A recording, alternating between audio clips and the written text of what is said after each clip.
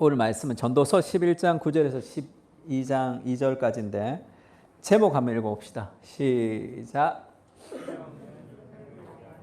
후회 없는 인생을 위하여인데 원래 내가 약간 부정적인 제목을 별로 이제 쓰고 싶지 않아서 후회 있는 인생을 위하여 잘 안 쓰는데 그래도 조금 마지막 예배니까 좀 기억하라고. 원래는 의미 있는 인생을 위해 의미 있는 인생이 후회 없으니까 지금 사진이 이게 시편 31편 15절 제가 굉장히 좋아하는 구절인데 My times are in your hands. 나의 시간, 나의 시대가 이렇게 번역이 됐는데 내 인생이 하나님의 손에 있습니다. 이런 시편의 말씀입니다. 그러니까 제가 연말 때 늘 이제 묵상하는 구절인데 우리 인생이 하나님의 손에 있다는 걸 좀 기억해야 돼. 그러니까 연말이 되면 늘 이제 막 회개하고 우리가 막 좀 후회하고 그 다음에 1월 1일 날 결단하고 막 그렇게 하는데 그것 좋아요. 그것도 좋은데 삶의 변화는 결단을 통해서 이루어지는 게 아니에요. 하나님의 은혜를 통해서 이루어집니다.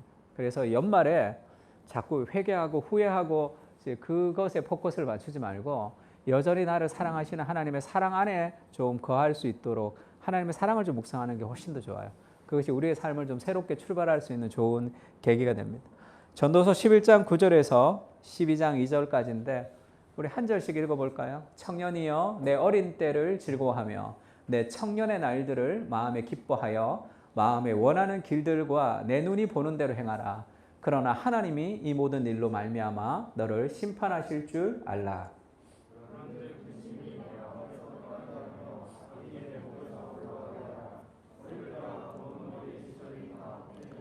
너는 청년의 때의 너희 창조주를 기억하라. 곧 공고한 날이 이르기 전에 나는 아무 낙이 없다고 할 해들이 가깝기 전에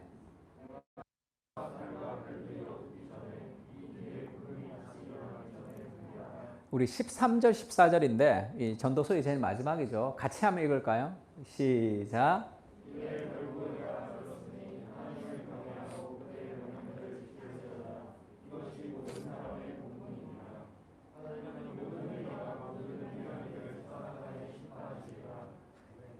이 12월의 마지막 예배에 우리의 청년의 때에 즐거워하며 마음대로 행하지 말고 너희 청년의 때에 너희 창조주를 좀 기억해라. 공고한 날이 이르기 전에 죽기 전에 너희 창조주를 기억하. 이것이 사람의 본분이다. 그것이 전도자의 말입니다.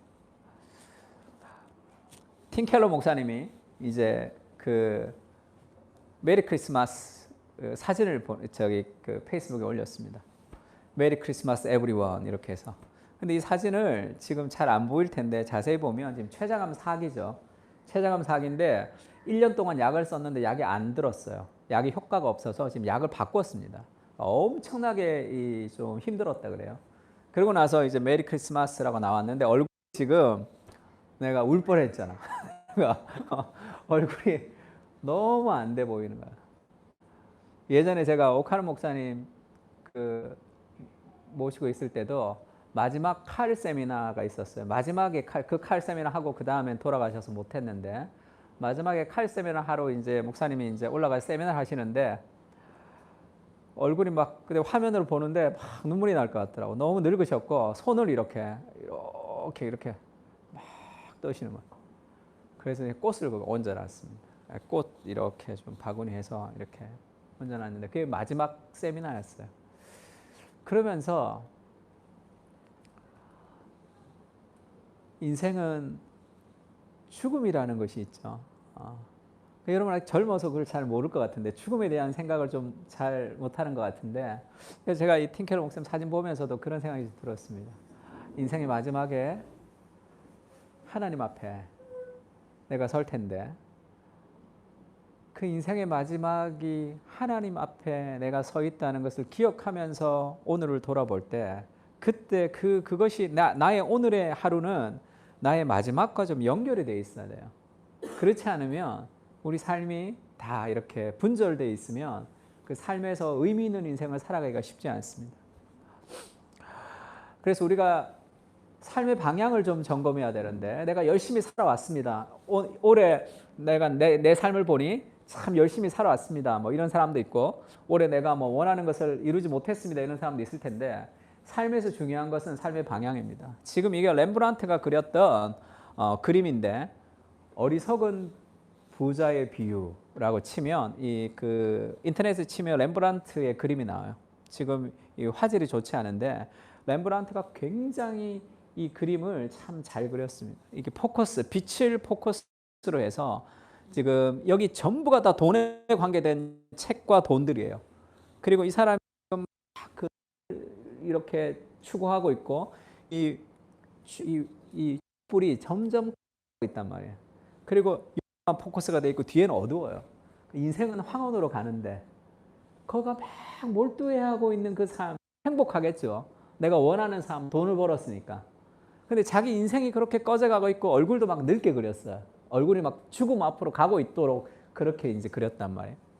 예수님이 어리석은 부자의 비유를 이렇게 얘기했습니다. 또 내가 내 영혼에게 이르되 영혼아 여러 해 쓸 물건을 많이 쌓아두었으니 평안히 쉬고 먹고 마시고 즐거워하자 하리라 하되 하나님은 이르시되 어리석은 자여 오늘 밤에 내 영혼을 도로 찾으리니 그러면 내 준비한 것이 누구의 것이 되겠느냐. 그러니까 내가 뭔가 이룬 거, 뭐 내가 뭔가를 성취한 거 그것이 중요한 게 아니라 하나님 앞에 내 삶의 방향이 중요하죠. 그러니까 올해 마지막에 내 삶의 방향을 좀 생각하는 시간이 됐으면 하는 마음이 있습니다. 버킷리스트라는 영화가 있었어요. 영화 정말 좋은 영화, 추천하고 싶은 영화예요. 그런데 이 버킷리스트에 보면 이 버킷이라는 게 원래 이거 뭐라 그래요? 바게스라 그러죠 우리는. 그걸 이렇게 올려놓고 사람들이 이렇게 목매달아서 죽었단 말이에요. 교수형 할 때 이렇게 이 바켓을 이렇게 팍 차면 이렇게 매달려서 교수형이 죽었나 보죠 예전에는. 그래서 죽는다는 걸 뜻해요. 그러니까 버킷리스트라 그러면 죽기 전에 내가 쓰는 거죠. 이 영화를 보면 이 사람이 잭이라는 사람이 잭 니콜슨 연기를 너무 잘하죠. 그 다음에 이 사람이 카터라는 모건 프리먼이 나옵니다. 이 사람 그냥 노동자로 살았고 이 사람 아주 가쁘죠. 가쁜데 둘이 한 병원에 있다가 이제 1년을 남겨놓고 이제 죽음을 이제 버킷리스트를 작성해서 하고 싶은 걸 하는 거예요. 좋은 일이 많습니다. 낯선 사람에게 친절하게 하기, 그 다음에 히말라야 같은 그런 아주 위대한 광경, 멋있는 광경을 좀 보기, 스카이 다이빙 하기, 그런 소소한 것들, 자전거 타고 오토바이 타고 어디를 가기, 버킷리스트를 하나하나 이렇게 지워가는 어떤 그런 영화예요. 이 영화에서 아주 감동도 있고 여러 가지 메시지도 있습니다. 그러면서 천국에 가면 두 가지 질문을 한다 이렇게 얘기해요. 이 모건 프리만이. 첫 번째는 너의 인생에서 네가 기쁨을 찾았느냐 이런 질문이 첫 번째. 그 다음에 두 번째는 다른 사람을 기쁘게 했느냐. 이 두 가지 질문에 답해야 천국 갈 수 있다는 그런 고대 이집트로부터 오는 전설이 있다 이런 얘기를 한단 말이에요. 그 얘기는 참 의미 있다 생각했습니다. 하나님을 사랑하고 사람을 사랑하는 거죠. 삶에 있어서 내 삶의 어떤 소명을 발견할 때 가지는 참된 기쁨이 있습니다. 다른 사람을 기쁘게 해주는 것도 마찬가지예요. 근데 이 버킷리스트가 어떤 의미가 있냐면 죽음이 끝이라고 생각하기 때문이죠. 죽음은 끝이야. 그러니까 여기서 내가 하고 싶은 걸 좀 다 하고 죽고 싶다라는 그런 어떤 개념이 그 속에는 포함되어 있습니다. 그러니까 죽음이라는 것에 대해서 조금 이해가 부족한 거예요. 제가 이따가는 참된 버킷리스트를 좀 얘기할 텐데, 그러니까 버킷리스트를 지우면서 살아가는 삶이 이제 죽음의 끝이니까, 그래서 그게 YOLO로 바뀐 거죠. 한 번뿐인 인생. You only live once죠. 한 번뿐인 인생, 죽음은 끝이다. 그러니까 오늘을 내 삶을 좀 즐겨보자는 거죠. 즐기면 빚만 있다, 그러면 안 된다 이런 얘기도 있지만 어쨌든 죽음은 끝이기 때문에 오늘의 내 삶을 즐거워하면서 살아가는 삶을 추구하는 것, 내가 원하는 삶을 추구하는 것이 오늘날 인생의 목적이죠. 근데 늘 얘기하죠. 내가 원하는 삶을 살아가는 것, 그것이 행복한 삶이라는 그 전제를 다시 생각해 봐야 된다. 내가 원하는 것, 그것 자체가 그것이 문제가 있을 수도 있는 거죠. 그래서 이 버킷리스트를 채우고 사는 삶이 때로는 만족도 주고 좋기도 하겠지만 죽음이 끝이기 때문에 내가 오늘을 즐겨야 된다는 것은 그것은 조금 잘못된 개념입니다. 오늘 도선이 오면 우리 도선자매 오면 내가 한번 물어보려고 그랬는데 BTS 노래 중에 고민보다 고라는 노래가 있어요. 고민보다 고. BTS 나보다 잘 모르는 것 같은 그런 노래가 있었어. 그렇게. 거기 보면 열로라 그래. 그러면서 탕진잼이라는 거. 고민하지 말고 고 해라 오늘. 열로 탕진잼. 그게 얼마나 재밌어요. 오늘날의 신은 소비주의가 신입니다. 소비하는 게 신이 돼 있어요. 그래서 소비 중독. 그러니까 돈 생기면 어떻게 생각해요? 뭐를 살까라고 생각하면 이미 문화적 내러티브에 지금 빠져 있는 거예요. 부자 아빠, 가난한 아빠 보면 부자 아빠와 가난한 아빠는 눈이 다르다 그러죠. 자기 아버지는 뭐 대학교 교수였고 그렇지만 가난했고 자기 친구 아버지는 못 배웠지만 부자 아빠였는데 부자 아빠, 가난한 아빠의 차이는 한 가지입니다. 돈이 들어오면 부자 아빠, 가난한 아빠는 뭐 쓰겠죠. 부자 아빠는 돈이 들어오면 이걸 어떻게 굴릴까를 생각한대. 우리는 어떻게 생각해야 되냐면 우리 삶에 돈이 들어오면 누구에게 흘려보낼까를 먼저 생각해야 돼요. 누구에게? 좀 소외되고 힘든 사람. 내 삶에 들어온 이것을 누구에게 흘려보낼까를 먼저 생각하고 그 다음에 나의 것을 좀 추구하는 것이 훨씬 더 좋습니다. 훨씬 더 건강한 삶이죠. 탕진잼에서 재미있겠지. 소비주의가 신이니까. 그렇게 버킷리스트를 채우는 삶이 채운다 하더라도 참된 의미가 있는 삶은 아니란 말이에요. 예전에는 버킷리스트라고 얘기하지 않고 카르페 디엠이라고 얘기했죠. 카르페 디엠 하면 카르페라는 것은 라틴어로 이렇게 seize 잡는 거죠. 디엠은 이 day입니다. 오늘을 딱 순간을 잡으라는 거죠. 흘러가는 시간 속에. 죽은 시인의 사회라는 이 영화에서 카르페 디엠이 나왔기 때문에 굉장히 유행했죠. 그거는 조금 더 의미 있게 이제 포장을 했죠. 조금 더 오늘을 현재를 살아야 되니까. 그래서 여러 가지 교육적 환경이나 여러 가지 여건에 우리가 휩쓸리지 말고 오늘을 붙들고 자기 자신을 어떻게 추구하는. 그래서 여기에 나오는 많은 대사, 카르페 디엠도 그렇고, 그 다음에 뭐 캡틴, 마이 캡틴도 그렇고, 이것이 다 월든 그 헨리 데이비드 소로우의 그 사상이 많이 들어가 있죠. 이 책에 많이 나옵니다. 이 영화에 보면. 그러니까 첫 번째 모여서 그 시를 낭송할 때 월든을 낭송하면서 시작하기도 하고, 죽은 시인의 사회라는 이 제목도 그 소로우에 의해서 나온 거죠. 그러니까 그 너무 좋은 영화, 다 너무 좋은 영화, 강추하는 영화입니다. 그런데 이런 사상들이 주는 어떤 문화적인 내러티브가 있다면 이 죽음 앞에서 우리가 죽음이라는 것은 다 이게 끝이기 때문에 오늘을 더 충실하게 살아가자라는 그런 의미가 있습니다. 조금 더 충실하게 살아가자고 했다가 요즘은 이제 재미있는 것을 추구하기 때문에 재미있는 삶을 살아가자로 좀 바뀌는데 뿌리는 좀 비슷해요. 다 비슷합니다. 또 아모르 파티라는 노래도 있었죠.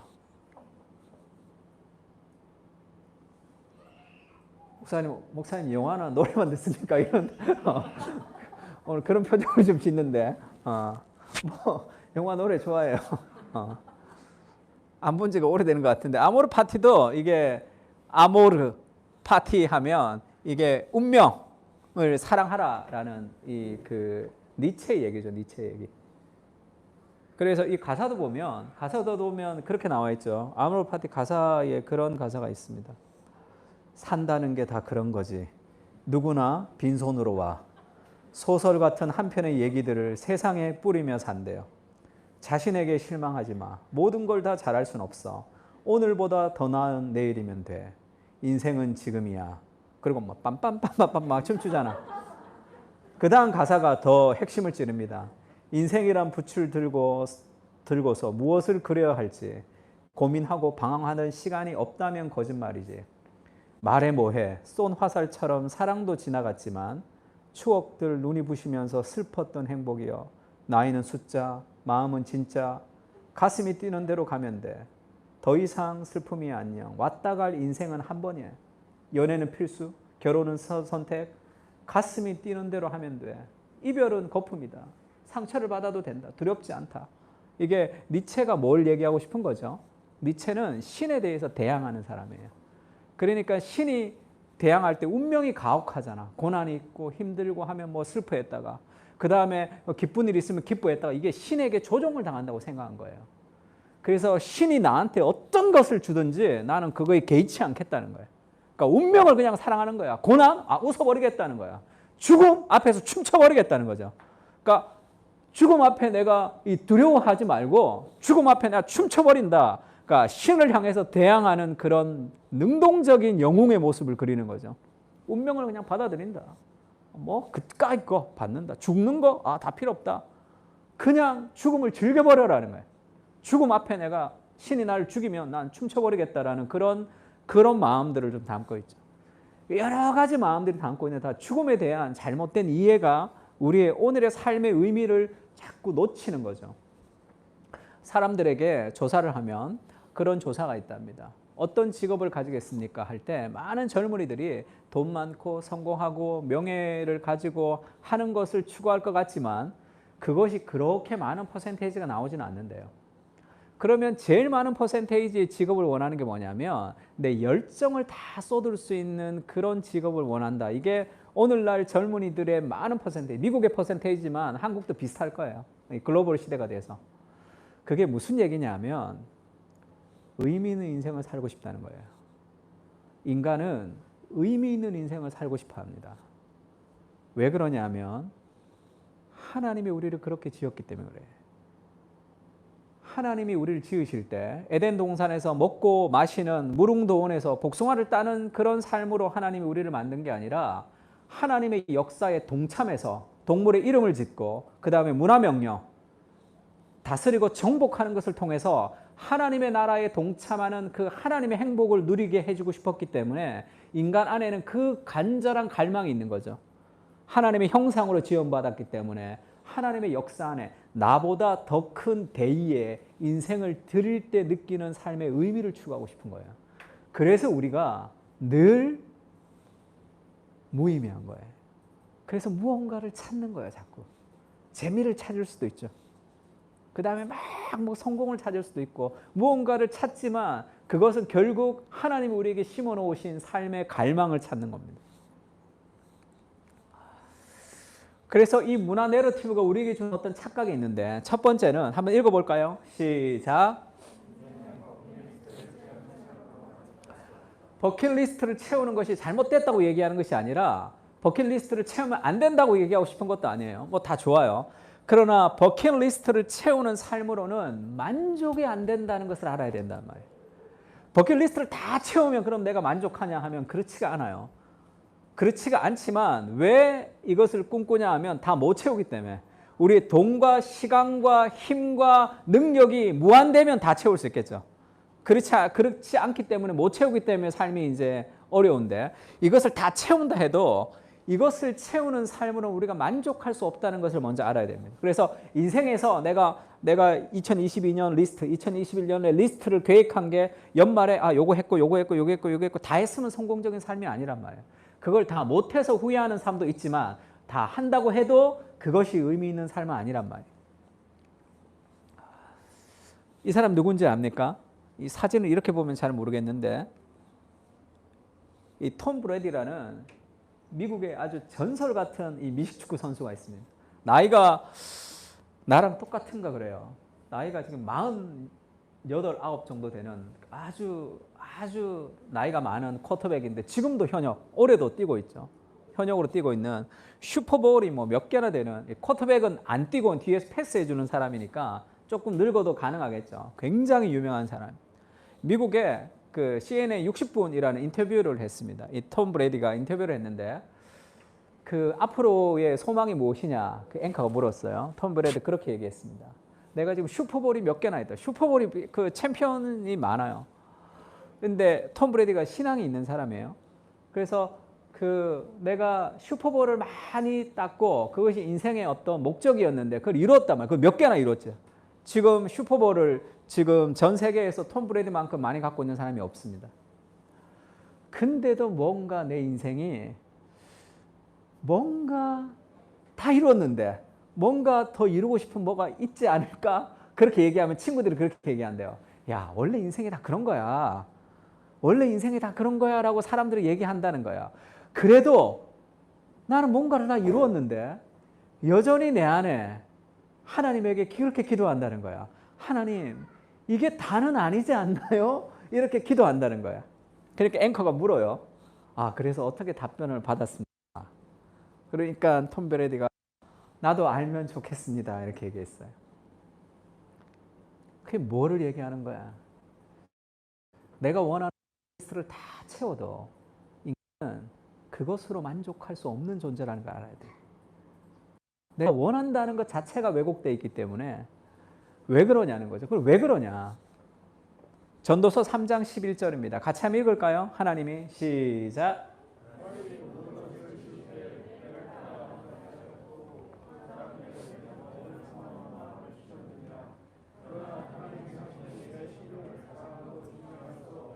하나님이 사람에게 영원을 사모하는 마음을 주셨습니다. 그러니까 우리는 영원을 꿈꾸는 거예요. 죽음이 끝이 아니에요. 죽음이 끝이라는 것 자체가 인간은 받아들일 수 없는 거죠. 왜냐하면 인간 안에는 하나님이 영원을 사모하는 마음을 주셨단 말이에요. 시간과 공간의 한계가 없는 영원을 사모하는 마음을 주셨기 때문에 우리가 영원하지 않는 무엇을 통해서는 만족할 수가 없어요. 그 순간에는 좋지만 그것은 영원히 우리에게 오는 그림자죠. 좋은 경치를 보거나 어디 좋은 것을 보거나 맛있는 걸 맛보거나 하면 그것이 영원히 다시는 맛보지 않아도 될 만큼의 만족을 우리에게 꾸준히 주는 게 아니잖아. 그것은 만족하다가 뭔가 맛보다가 끝이 난단 말이에요. 그거는 우리가 그걸로는 만족할 수 없는 존재라는 거죠. 그거는 만족의 파편이란 말이에요. 그러니까 버킷리스트를 위해서 인생을 전부를 들여버리면 마지막에 우와 행복하다 그렇게가 안 된단 말이에요. 행복하다는 사람이 있을 수도 있겠죠. 아모르 파티 이렇게 얘기하는 사람이 있겠지. 그러나 그것은 정답이 아니란 말이에요. 부자에게 그렇게 얘기하죠. 어리석구나. 그렇게 인생을 다 드렸는데 부에 그 영원히 궁핍한 삶을 하나님이 기뻐하지 않는 그것이 출제자의 의도에 맞지 않는 삶을 산 거죠. 우리에게 영원을 사모하는 마음이 있기 때문에 오늘도 내가 갈망한 거예요. 오늘도 직장 생활이 그렇게 만족스럽지 않은 거. 오늘도 내가 결혼만 하면 너무 행복할 줄 알았는데 오늘도 나의 결혼 생활이 너무 완전히 내 삶을 다 채우지 않는 그 내 안의 그 공허함. 그것은 내 안에 영원을 사모하는 마음이 있기 때문에 가지는 갈망이라는 걸 알아야 됩니다. 그의 방향을 잘못 알면 다른 걸로 채우려고 그래요. 다른 중독의 길로 가는 거죠. 그러나 그것으로도 우리가 채워지지는 않습니다. C.S. 루이스가 그런 얘기를 했어요. 이게 약간 떨어졌는데 제가 어젯밤에 새벽 한 4시까지 PPT를 딱 다 만들었어. 성탄절 설교 준비하고 한다고 다 만들어서 자고 아침에 일어나서 여기 왔더니 PPT가 없어.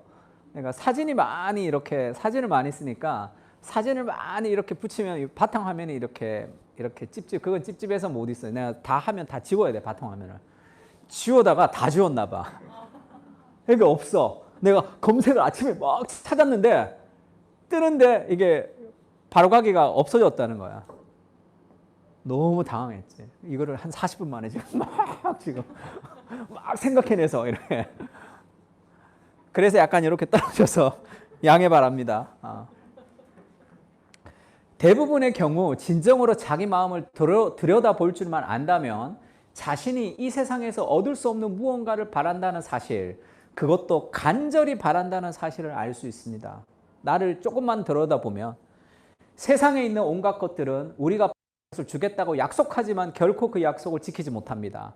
처음 사랑에 빠졌거나 처음 이국을 그려볼 때, 외국을 그려볼 때, 또는 처음 흥미로운 과목을 배울 때 속에서 솟구치는 갈망은 결혼이나 여행이나 배움으로 채워줄 수 없는 갈망입니다.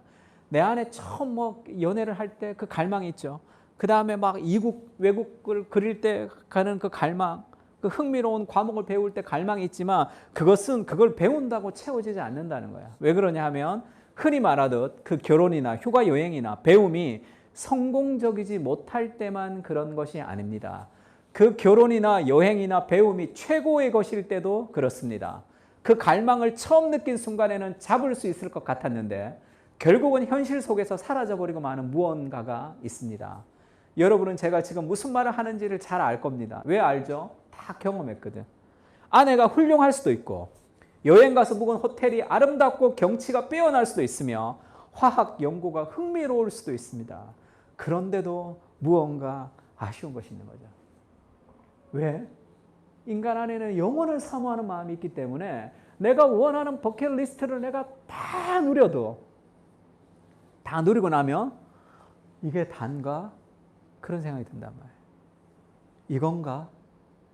예전에 김연아 선수가 그렇게 인터뷰하더라고요. 김연아 어린 나이에 금메달을 땄죠. 자기가 어린 시절부터 스케이트를 타면서 꿈이 뭐였겠어요? 금메달이었잖아. 올림픽. 그것을 위해서, 그것도 우리나라 최초의 올림픽 아니에요? 최초의 올림픽 메달 아니에요? 피겨에서. 그렇게 어린 시절부터 그렇게 해서 어린 나이에 금메달을 따버렸단 말이야. 따고 어땠냐 그랬더니 이건가? 이런 생각이 들었다 그러더라고.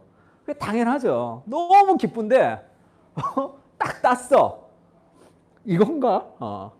이거 위해서 내 평생 살아간 건가? 그런 마음이 드는 게 정상이라는 거죠. 왜죠? 인간은 그것보다 더 큰 존재예요. 내 안엔 그것보다 더 큰 갈망이 있단 말이에요. 영혼을 사모하는 하나님이 주신 그 갈망이 있기 때문에 그렇습니다.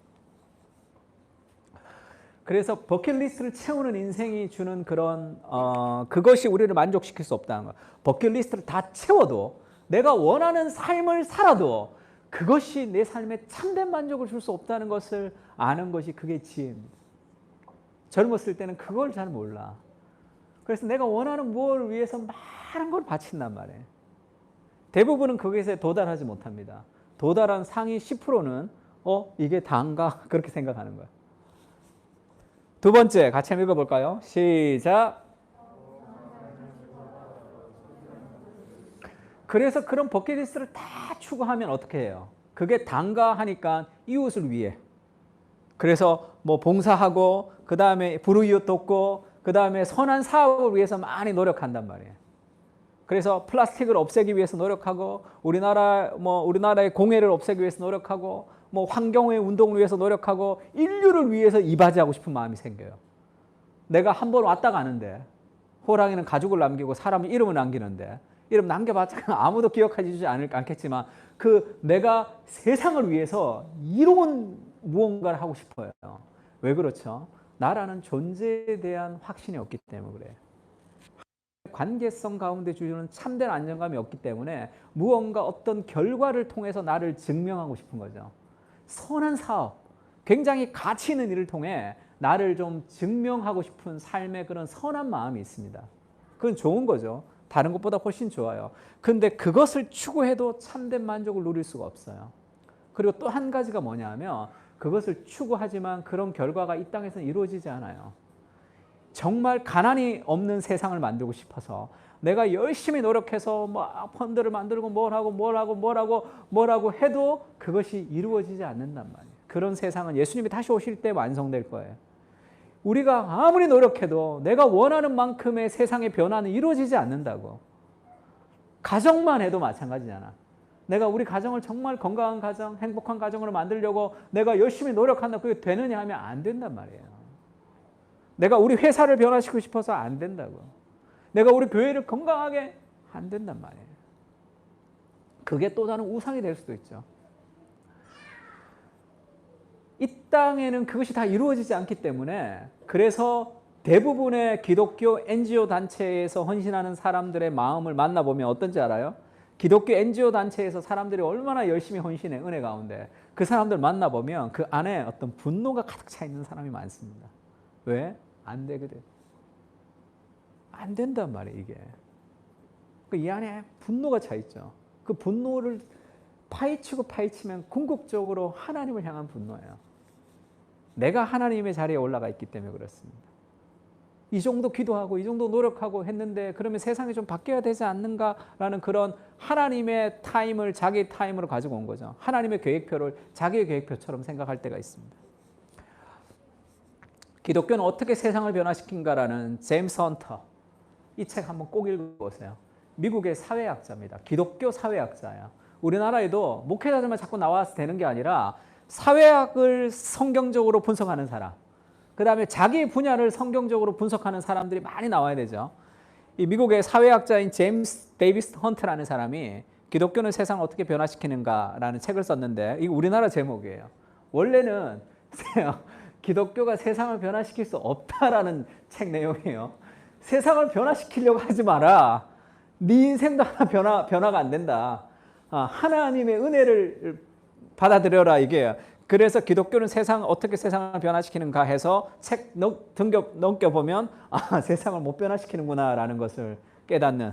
그래서 원래 영어 제목은 이 세상을 변화시키는 것이 아이러니와 비극이라는 거예요. 그게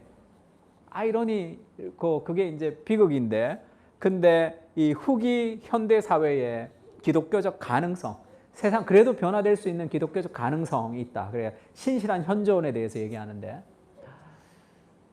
그러면서 내가 내 힘으로 세상을 변화시킬 수 없다라는 것을 인정할 때, 그때 하나님의 은혜가 우리 가운데 임하고 우리가 가지는 그 사명과 소명을 우리의 삶 가운데 실천하며 살아갈 수 있습니다.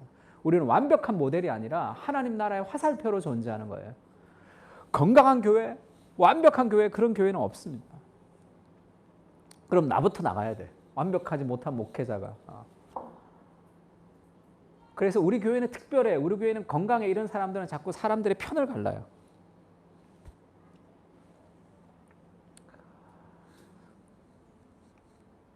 전도서에 보면 내 마음에 이르기를 낙을 누리자, 즐거움을 추구했는데 이것이 헛되다. 내가 참 즐겁고 재미있는 일을 추구했는데 그게 헛되다라는 걸 깨달았습니다. 그 다음에 사업을 크게 하죠. 그 다음에 동산을 만들고 그 가운데 각종 과목을 심고 남녀노비들을 사기도 하고, 그렇게 내가 그런 사업을 했습니다. 이게 선한 사업이라 할지라도 그렇게 사업을 성취해서 뭔가를 이루고 하는, 이것도 헛되다 이렇게 얘기하죠. 그래서 뭐 해요? 진리를 추구하는, 열심히 공부하는 거, 그것도 다 헛되구나. 그렇게 삶에서 내가 추구했던 많은 선한 일들도 그게 참 헛되다라는 걸 그렇게 깨닫는 거죠, 전도자가. 그러면서 그런 얘기도 합니다. 무엇이든지 눈에 원하는 것을 내가 금하지 아니하며 무엇이든지 내 마음에 즐거워하는 것을 내가 막지 아니하였으니 이는 나의 모든 수고를 내 마음이 기뻐하였음이라. 이것이 나의 모든 수고로 말미암아 얻은 복이로다. 그러니까 진정한 버킷리스트를 다 이룬 거예요, 이 사람은. 똑똑하고 돈 많고 다 했단 말이에요. 그 후에 내가 생각해 본즉 내 손으로 한 모든 일과 내가 수고한 모든 것이 다 헛되어 바람을 잡는 것이며 해 아래에 무익한 것이로다. 그러니까 내가 버킷리스트를 추구하는 것, 내가 원하는 삶을 사는 것, 그 다음에 그것이 부족하기 때문에 뭔가 세상에 영향력을 미치는 삶을 살아가는 것, 그것도 다 참된 의미를 가질 수는 없다는 것을 성경은 얘기합니다. 왜 우리가 거기에 목숨을 거냐 하면, 최초에 우리를 속이는 사탄이 그렇게 얘기하죠. 뱀이 하와에게 그렇게 얘기합니다. 하나님이 정령 죽을 것이다 라고 얘기했는데 결코 죽지 아니하리라 이렇게 얘기하죠. 저는 이거를 좀 다르게 좀 생각했어요. 죽음에 대해서 왜곡시키는 거죠. 죽음이라는, 인생의 죽음이라는 것을 왜곡시킨단 말이야. 야, 죽으면 끝이야. 그러니까 여기서 한번 즐겨봐. 그렇게 그 죽음을 왜곡시키는 그런 그 죽음은 영원으로 이어지는 문이죠. 우리는 영원까지 이어지는 삶을 기억해야지 오늘의 삶에 만족이 있을 수 있단 말이에요. 근데 영원까지 이어지지 않고 죽음이라는 것이 우리의 마지막 포인트가 되기 때문에 거기서부터 우리의 삶을 추구하면 모든 것은 다 허전할 뿐이에요. 그러니까 그 죽음에 대한 왜곡을 막 시키는 거죠. 이때는 결코 죽지 아니하리라는 것으로 죽음을 왜곡시키고, 오늘날에는 뭐 아모르 파티나 카르페 디엠이나 버킷리스트나 수많은 것들 통해서 죽음을 좀 자꾸 왜곡시키는 것이 아닌가. 영원까지 이어지는 그 영원한 나라로부터 우리를 이어져야지 오늘의 내 삶이 영원까지 갑니다. 우리의 결혼 생활이 삐그덕삐그덕하지만, 우리의 결혼 생활이 여러 가지 우리 가정이 좀 어렵지만 우리는 그날에 완전해질 거예요. 우리는 그날에 완전해질 겁니다. 그래서 좀 우리 남편이 좀 안 씻어도, 우리 아내가 조금 모자래도 한 80년만 참으면 완전히 바뀐단 말이야. 완전한 사람으로 바뀐다고. 얼마나 소망이 있어요. 그 80년이 힘들어서 그렇지. 근데 뭐 여러분 80년까지는 아니잖아. 그지? 조금 더. 참된 버킷리스트를 꿈꿔야 되는데, 그럼 목사님 제가 하고 싶은 것을 그러면 하지 말아야 됩니까? 천만에. 만국의 빛 가운데 다 다니고, 계시록 마지막이에요. 만국이 그 빛 가운데 다니며 땅의 왕들이 자기 영광을 가지고 그리로 들어간다. 계시록에서 땅은 세상을 상징합니다. 땅의 왕들은 세상의 왕들이에요. 그 사람들 천국에 못 가는 세상의 왕들이라고.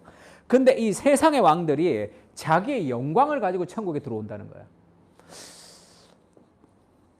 그리고 사람들이 만국의 영광과 존귀를 가지고 그리로 들어가겠고, 무엇이든지 속된 것이나 가증한 일 또는 거짓말하는 자는 결코 그리로 들어가지 못하되 오직 어린 양의 생명책에 기록된 자들만 들어가리라.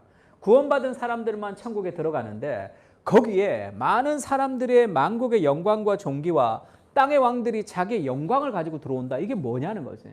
이것이 이 땅에 있는 문화물을 얘기하는, 이 땅의 왕들이 가졌던 문화물, 믿지 않는 사람들이 만들었던 세상의 많은 문화, 그 다음에 그 작품, 그 건축, 그 모든 세상에 있는 아름다움은 하나님의 아름다움의 반영이죠. 내가 믿든 믿지 않든 하나님의 일반 은총의 반영이기 때문에 그 모든 세상에 있는 많은 아름다움이 있단 말이야.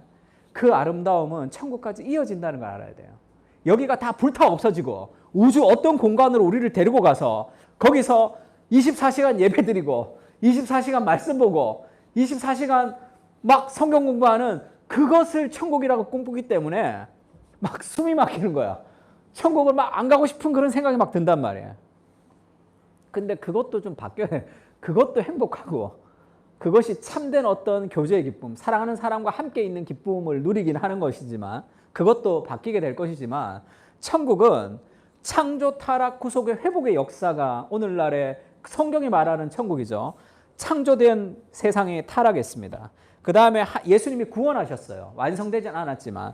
그 다음에 레스토레이션이라는 것은 회복이에요. 회복. 이 에덴으로 복귀가 아니라고. 에덴으로 복귀하는 게 아니라 에덴보다 더 나은 단계로 회복이 되는데, 어디가 회복되냐면 여기 있는 이 세상, 이 지구가 회복이 되는 거예요. 완전한 회복. 그럼 이 땅에 있는 하나님의 아름다움은 그대로 죄가 사라진 완전한 아름다움의 형태로 이곳에 완전히 다 남을 거란 말이에요. 그래서 그림을 주로 이렇게 그리는데, 왕관이나 나팔을 그리는데 제가 정말 좋은 그림을 하나 찾았습니다. 이게 창조예요. 창조. 이 나무가 있고 새가 있고 이렇죠. 타락 다 말라 비틀어졌습니다. 예수님의 회복은 좀 십자가로 회복이 됐는데 완전하진 않죠. 에덴까지는 안 갔단 말이야. 그 다음에 구속, 회복은 에덴보다 더 풍성하죠. 에덴을 동산이라고 얘기해요. 그 다음에 우리가 갈 마지막 새하늘과 새 땅을 새 예루살렘, 시티, 도시입니다. 동산, 자연보다 도시가 더 좋다라는 얘기가 아니라 문화적 발전을 얘기하는 거예요. 그래서 에덴에서 땅을 정복하고 다스리라는 하나님 말씀에 순종했으면 더 나은 단계로 발전 가능하겠죠. 그것이 도시라는 것으로 표현했기 때문에 문화적으로 더 발전 가능한 곳, 그러니까 에덴보다 더 문화적으로 발전된 곳을 우리가 천국이라고 생각한다면 이 땅에서 이루어지는 거죠. 그러면 이 땅에서 우리가 누리는 버킷리스트는 이 죽으면 못하는 거기 때문에, 천국 가면 못하는 거기 때문에 여기서 스카이다이빙을 하는 게 아니란 말이야. 천국 가면 어마어마한 스카이다이빙이 있다고. 그걸 타고 우주 방방한 곳을 돌아다닐 수도 있는 그런 스카이다이빙이 있단 말이에요. 그게 목사님 정말입니까? 이렇게 묻지 말고 문화적 상상력에 이 땅에 있는 아름다운 모든 문화가 완전히 회복되어서 누릴 수 있는 곳이, 그것이 천국이란 말이에요. 고린도전서 2장 9절 같이 읽을까요? 시작.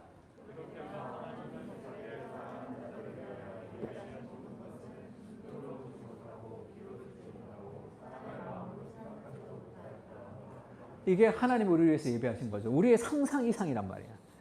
그래서 누가 그렇게 얘기하더라고. 디즈니 쇼가 그곳에서는 볼 수 있고, 그 다음에 이 목사님은 이 더 큰 상상으로 이 달콤한 아이스크림의 그 맛, 그것은 좋은 거죠. 살찌기 때문에 안 좋은 거지만. 그럼 천국 가면 자기는 그걸 먹을 수 있다고 생각한다는 거예요. 더 맛있는, 이 땅에서 죄의 요소가 다 사라지고 그 아름다운 요소만 남아있는 그 초코 아이스크림을 먹어도 살찌지 않는 곳이 천국이다. 그렇게 얘기하더라고. 가로 열고, 이 내 말을 이렇게 문자적으로 다 믿지는 않았으면 좋겠지만 성경을 잘 이해하는 사람들은 무슨 말 하는지를 알 것이다. 그러니까 그런 곳이라는 거죠. 아, 정말 초콜릿 있습니까가 아니라 그것이 천국이지, 뭐 여기 다 없어지고 막 거기 가서 하나님과 예수님과 성경만 있는 그런 곳이 천국이 아니라고. 그러나 우리가 사랑하는 사람과 함께 있지만 같이 영화도 보고 같이 뭐 드라이브도 하고 다 좋잖아요. 그 우리가 누리는 그 문화적 아름다움은 하나님의 아름다움의 반영이잖아요. 그것이 완전하게 회복되는 그곳이 천국이라면 버킷리스트 뭐 굳이 여기서 그거를 꼭 가야 되고 여기서 뭘 꼭 가셔야 되고 거기 가면 그걸 다 할 수 있어요. 그러면 거기 가면 못하는 걸 해야 돼요. 여기서 거기 가면 다 더 할 수 있는 거, 상상할 수 없는 할 수 있는 거. 그에 위해서 목숨을 걸 필요가 있을까? 그것도 못하고, 그러니까 복음이라는 것은 우리를 금욕주의로 우리를 묶는 게 아니에요. 우리 완전한 자유 가운데 하나님이 우리에게 우리를 매료시키는 겁니다. 그게 천국이죠. 그러니까 죽음은 끝이라 천국 가면 못하기 때문에 여기서 해야 된다 생각하면서 막 가는 것은 큰 의미가 없습니다. 큰 의미가 없어요. 존 파이퍼 목사님이 설교했던 설교 중에 당신의 인생을 허비하지 마라라는 설교가 있습니다. 그 설교 중에 그런 얘기가 있어요. 이거 아주 오래전에 2006년도 설교니까 우리나라보다 미국이 조금 더 빠르죠. 우리는 지금 이제 파이어족이라고 돈을 먼저 벌고 빨리 은퇴하는 그게 유행했는데 미국은 한 10년 전에 유행했나 봐. 20년 전에. 그래서 돈을 다 벌고 51세인 남편과 아내가 이제 어디 좋은 곳에서 집을 짓고 이제 고기잡이 배를 가지고 아침에는 고기 잡고 조개를 잡고 그리고 오후에는 그렇게 편안하게 쉬는 삶이 리저스 다이제스트에 나왔어요. 이 존 파이퍼가 그렇게 얘기합니다. 여러분 인생의 마지막에 하나님 앞에 갔을 때 너의 인생을 돌아보면서 네가 무엇하고 왔냐 얘기할 때 뭐를 얘기할 것입니까? 예수님 보십시오. 나의 조개들이 여기 있습니다. 그렇게 그 조개 꺼내 놓을 거냐는 거야. 그래서 그거를 지금 조개 껍질 설교라고 아주 사람들이 다 그렇게 기억하고 있습니다. 아, 조개 껍데기 설교. 그게 아메리칸 드림이죠. Don't buy a dream. 설교죠. 그 꿈을 사지 마십시오. 이렇게 얘기합니다. 그러면서 그렇게 얘기합니다. 예수님은 아메리카 드림으로부터 우리를 구원하셨다는 거예요. 예수님은 우리의 영혼만 구원한 게 아니라 우리의 인생을 구원하신다고. 우리의 인생을 그 아메리칸 드림에 목말라 살아가는 버킷리스트를 채우며 살아가는 우리의 인생을 예수님이 완전히 구원하셨다는 거죠. 그럼 어떻게 살아가야 되느냐? 첫 번째는 영원한 것을 위해서 살아야 되는데 오늘의 내 삶이 하나님의 영혼과 만나야 됩니다. 그러려면 첫 번째는 하나님의 말씀, 영원하신 하나님의 말씀을 열심히 좀 묵상해야 돼요. 그러니까 우리가 이제 그리스도 중심적으로 성경을 읽을 텐데 왜 그리스도 중심적으로 성경을 읽느냐 하면 성경의 주인공은 내가 아니에요. 성경의 주인공은 예수 그리스도입니다. 그리스도 중심적으로 성경을 읽으면 하나님의 역사가 흐르고 있다는 것을 알 수 있어요. 그 하나님의 나라가 흐르는 그 성경의 위대한 하나님의 역사가 쫙 펼쳐지면 그 하나님의 위대한 역사 속에 내가 있다는 것을 깨닫게 됩니다. 그때 인생의 의미가 생기는 거예요. 인생은 나보다 더 큰 대의를 만날 때 의미가 생긴다고. 영원하신 하나님의 무엇과 오늘의 내 삶이 연결될 때 그때 내 인생에 참된 의미가 발생돼요. 나의 직장생활, 나의 결혼생활, 나의 사회생활, 나의 교회생활 이 모든 것이 하나님의 영혼과 연결이 될 때 아브라함부터 시작된 하나님의 나라가 계속 이어지죠. 마지막에 예수님이 다시 오실 때 완성이 될 겁니다. 그 중간에 내가 있잖아. 그래서 성경을 쭉 읽으면서 내 인생이 성경 속으로 들어가야 돼요. 그러니까 그리스도 중심적 성경 읽기는 굉장히 중요합니다. 그렇지 않으면 관찰, 해석, 적용을 통해서 내 삶의 성경을 자꾸 가지고 와야 돼요. 그것도 필요하지만 성경의 역사 속에 내가 들어가는 것이 더 중요합니다. 좁은 내 인생에 자꾸 구겨넣지 말고. 그러면 하나님의 말씀을 좀 열심히 읽어야 돼요. 그래서 그 하나님의 역사가 생생한 오늘의 삶의 현실과 연결되어 있다는 것을 우리가 좀 깨달을 필요가 있습니다. 그렇지 않으면 현실에 매몰돼요. 현실에 매몰되면 사람들이 왜 현실에 매몰되어서 삶이 힘드냐 하면 모든 삶의 문제를 여기서 생각해서 그래요. 내 안에서 뭔가를 해결하려고 그렇단 말이에요. 삶의 문제는 여기서 해결되지가 않아요. 셰퍼가 쓴 책 중에 거기 계시며 말씀하시는 하나님이라는 책이 있습니다. 여기서 얘기하고 싶은 핵심이 뭐죠? 인생의 본질은, 인생의 해답은, 인생의 진리는 내 안에 있는 것이 아니라 내 바깥에 있다는 거예요. 거기 계시는 하나님, 거기서부터 오는 거예요. 그래서 성경을 통해서 그리스도 중심적으로 성경을 통해서 성경 속에서 나타난 예수 그리스도의 인격을 만나야 됩니다. 우리가 1월 1일 날 첫 페이지를 넘기면 큐티책 태초에 말씀이 계시니라 이렇게 시작돼요. 그 말씀이 하나님과 함께 계셨으니 이 말씀은 곧 하나님이시라 이렇게 얘기하죠. 이게 무슨 얘기냐면 태초에 말씀이 계셨다 그 말씀은 로고스입니다. 로고스. 헬라 철학자들이 찾았던 궁극적인 진리예요. 인생의 궁극적인 진리, 궁극적인 행복. 거기서 어떤 사람은 도와 깨달음이라고 생각하겠죠. 그것을 깨달으면 우리가 행복해진다. 그 깨달음이 아니야. 열심히 공부하는 것도 아니야. 우리가 노력해서 성공하는 것도 아니야. 그 로고스, 헬라 철학적이 말하는 절대 진리는 그게 한 인격과의 만남에서 이루어진다고 얘기하는 거란 말이에요. 그 인격인 예수 그리스도와 만날 때 인생은 만족합니다. 인생은 만족스러워요. 하나님의 그 영원한 질서 속에 내가 동참하고 있거든요. 하나님의 영원한 나라 속에 오늘의 내가 있다는 것을 깨달을 때 그때 우리가 참된 의미가 있어요. 말씀을 기억하는 거 굉장히 좋습니다. 말씀을 좀 읽어야 돼요.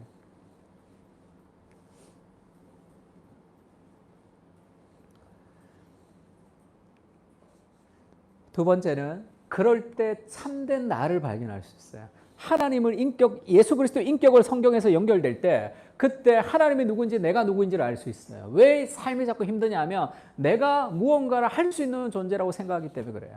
나는 아무것도 할 수 없는 존재라는 것을 성경을 통해서 깨닫습니다. 그러나 하나님이 나를 얼마나 사랑하시는지를 깊이 깨달으면서 하나님의 사랑 때문에 내가 존귀해진다고. 이거는 흔들리지 않고 빼앗기지도 않죠. 내 안에서 무언가가 나오지 않기 때문에 하나님이 나를 끝없이 사랑하는 사랑이 나를 존귀하게 하기 때문에 변하지도 않고 넘어지지도 않고 어떤 것으로도 바꿀 수 없는 완전한 사랑이 나에게 충만하는 거죠. 다른 사람의 인정이 없어도 다른 사람의 박수가 없어도 우리가 그 일을 꾸준히 할 수 있는 모든 인정이 그리스도에게부터 온단 말이에요. 나는 형편없지만 나를 사랑하시는 그리스도가 나를 사랑하기 때문에 나는 존귀합니다. 나는 모든 것을 할 수 있습니다. 그러나 그것이 나를 통해서 생기는 게 아니기 때문에 실망하거나 좌절하지도 않고 살아갈 수 있는 거죠. 그게 그리스도의 인격과 내가 만날 때 생기는 거예요. 그때 나를 발견할 수 있습니다. 순전한 기독교에 이런 얘기가 있어요. 어떤 인상을 주고 있는지를 고민하기를 집어치우지 않는 한, 그러니까 내가 독창적이 되고 싶은 사람이 있죠. 그러니까 독창적이 되고 싶다고 하는 사람은 독창적이 될 수 없다는 거라. 어떤 인상을 주고 있는지를 고민하기를 집어치우지 않는 한 남들한테 결코 좋은 인상을 줄 수 없다. 문학과 예술 분야에서까지 독창성에 집착하는 이들은 그 누구도 독창적이 될 수 없다. 그러나 그저 진실을 말하려고 노력한다면 예전에 얼마나 자주 나왔던 얘기인지 따위를 눈꼽만큼도 신경 쓰지 않고 저도 모르는 새에 열의 아홉은 독창적이 될 것이다. 자신을 버려라. 참된 자아를 찾을 것이다. 이렇게 얘기했어요. 인생의 만족은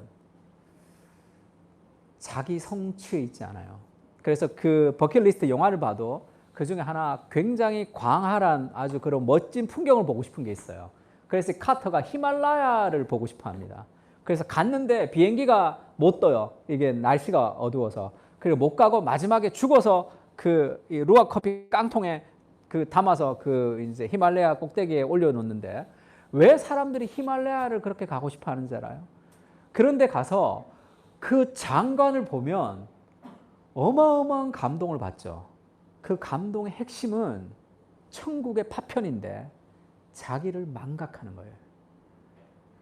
거기 가서 사람들이 자기를 보지 않아요. 자기를 생각하지 않는다고. 그 압도하는 스케일에 완전히 망각돼 버린다. 여기가 어딘지 꿈인지 생신인지 구분할 수 없는 자기 망각의 상태. 그것이 완전한 삶의 만족의 파편을 맛보는 거란 말이에요. 그래서 누가 그랜드 캐년을 갔는데 어떤 경비행기 비슷한 걸 타고 가는 그 코스가 있다 그러더라고요. 거기 어떤 절벽 사이로 이렇게 지나가는 때가 있는데 사람들이 경치를 쫙 와 이런데요. 근데 그 사이를 딱 지나가면 침묵. 이렇게. 왜 그렇죠? 압도된단 말이에요. 그 장엄한 스케일에. 그때 자기를 망각하는 거죠. 그게 참된 만족의 파편이란 말이에요. 하나님의 말씀을 통해서 자기를 망각하는 그 하나님의 위대하심과 그 그리스도의 인격을 만날 때 내가 누구인지는 그렇게 중요하지 않습니다. 내가 무엇을 할 수 있는지도 중요하지 않아요. 하나님이 누구이신지, 그분이 나를 어떻게 사랑하시는지, 그러면 나는 아무것도 없으나 모든 것을 할 수 있는 하나님의 담대한 존재가 된다. 그 자기를 망각하는 그 만족, 그것이 우리 인생의 나를 가득 채운단 말이에요. 예배를 드리면서 우리가 매일 말씀을 보면서 우리가 왜 삶의 만족이 있냐면 그것은 나를 넘어서는 압도하는 하나님을 만나기 때문이죠. 그 경외감, 그것이 우리를 이 세상에서 느낄 수 없었던 무엇을 느끼게 해준단 말이에요. 그래서 제가 섭리라는 이 존 파이퍼 섭리라는 책을 이제 이번 주에 이 서평 쓴 게 있는데, 하나님의 섭리를 이해할 때 오늘을 승리하고 인내할 수 있어? 있다라고 썼는데 있어라고 반말로 고쳤네요. 여기 신문사에서. 뭐 문학적 표현이겠죠. 오늘 알았네. 인내할 수 있다라고 내가 원고를 썼는데 왜 있어로 왜 바꾸는지 모르겠네. 이게 무슨 얘기냐면 바울이 그렇게 얘기해요. 깊도다 하나님의 지식과 지혜의 풍성함이요. 하나님의 그 영원하신 하나님과 내 삶을 연결시키면 오늘의 직장 생활 속에서 내가 하는 일, 내가 만나는 사람, 그리고 내가 하는 모든 삶이 의미가 있습니다. 하나님의 섭리 아래 있단 말이에요. 그러면 내가 만나는 사람을 통해서, 내가 하는 일을 통해서, 내가 하고 싶은 일이 많은데 내가 왜 오늘 이걸 해야 되냐, 내가 뭐 어떤 버킷리스트가 있는데 내가 왜 이렇게 돼야 되냐가 아니라 오늘의 내 삶에 하나님의 영혼과 만나서 내 삶 속에서 지금 오늘 지금 말씀하시는 하나님이 있는 거죠. 오늘 만나서 이 사람과 대화 속에서 역사하시는 하나님을 눈여겨봐야 된다고. 오늘의 설교를 통해서 내 삶에 말하시는 하나님을 눈여겨봐야 되고, 오늘 가면서 내 삶 가운데 일어나는 일들 속에서 역사하시는 하나님. 집에 가는데 차가 막혀요. 아, 짜증나네. 그러면 내가 하나님이 되는 거잖아. 이 짜증나는 환경을 통해서 하나님이 내 삶에 인내를 길러주실 수도 있는 거잖아. 모든 삶의 정황 속에 하나님과 연결될 수 있다는 거죠. 영혼과 만날 때, 그때 그 출발을 통해서 내 인생이 하나님이 열어주시는 내 인생이 있단 말이에요. 상상할 수 없는.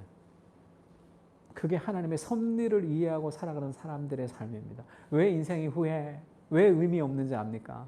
죽음이라는 것으로 단절시켜놔서 그래요.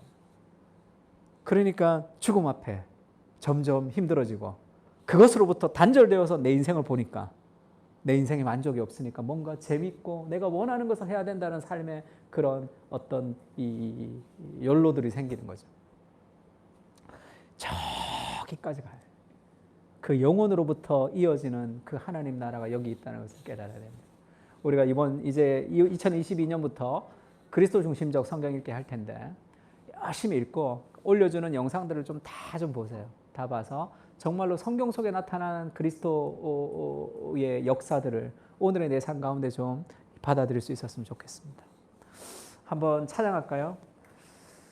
그렇게 예수 그리스도에 대한 영혼과 내가 있다 있으면 우리의 삶의 모든 것이 다 하나님의 은혜라는 것을 좀 기억할 수도 있고 우리의 과거가 재해석되기도 하죠.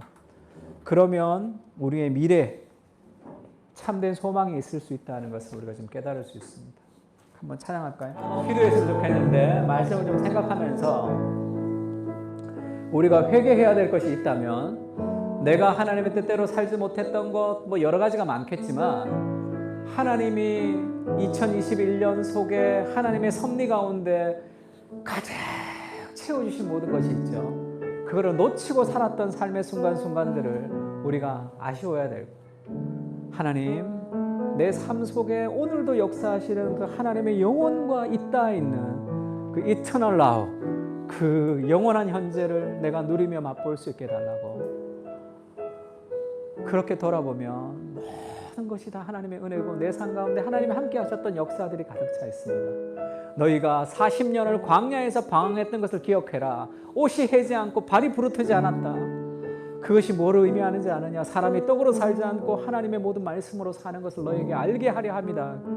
하나님이 우리를 보호하시면서 그 광야 가운데서 하나님이 우리를 보호하시고 함께 하신다는 것을 하나님이 얘기하시는 거죠. 그걸 보지 못하면, 그 시야가 열리지 못하면 늘 불평과 불만 가운데 살아갈 수밖에 없습니다. 하나님, 내 삶에 뿌려놓으신 수많은 하나님의 섭리를 기억하며 그 은혜를 날마다 고백하며 살 수 있게 해달라고 같이 한번 기도했으면 좋겠습니다. 기도하겠습니다. 주님, 우리의 삶에 하나님의 은혜를 부어주십시오. 내 삶에 여러 가지로 당연하게 느꼈던 많은 것이 당연 하나도 없는 하나님의 은혜인 것을 우리가 기억합니다. 주님, 모든 것이 주님의 은혜였고 주님, 우리의 삶 속에 있는 여러 가지 많은 것들이 있습니다. 내 안에 있는 나는 욕망을 따라 내가 하나님을 사랑하는 삶이 아니라 하나님 주시는 삶의 마음을 따라 살아갈 수 있게 주여 도와주시옵소서. 하나님의 영원한 나라의 질서와 내 삶이 연결되어 있는 것을 우리가 기억하며 살아갈 수 있도록 주님 도와주시고, 우리의 삶에 하나님을 향해서 부어주신 그 은혜들을 우리가 다시 한번 깨달으며 우리가 누리며 살아갈 수 있게 주님 도와주시옵소서. 오 하나님, 우리에게 은혜를 부어주시옵소서. 하나님의 마음이 부어주시옵소서. 우리가 하나님을 당연하게 생각하며 스쳐갔던 모든 것들이 하나님의 은혜가 아니었으면 아무것도 할 수 없는 연약한 인생인 것을 우리가 기억합니다. 내가 할 수 있고 내가 누릴 수 있고 내 것이라 생각했던 많은 것들이 주님, 그것이 교만이었음을 내가 내려놓습니다. 하나님, 돌아보면 수많은 하나님의 은혜의 발자국들이 많습니다. 우리의 삶의 순간순간에 주님, 내가 넘어지지만 아주 넘어지지 않은 것은 다 하나님의 은혜의 덕분이며 우리가 하나님의 친밀되지 않아야 하는 그 모든 것들 다 하나님의 은혜로 우리가 기억하오니 주께서 하나님 우리를 붙들어 주시고 인도하여 주시옵소서. 그 삶이 우리 가운데 살아갈 수 있도록 주여 도와주시고, 하나님의 은혜를 깨달을 수 있는 그 눈을 우리가 허락하여 주시고 하나님의 사랑으로 주님을 깨달아 도와주시옵소서.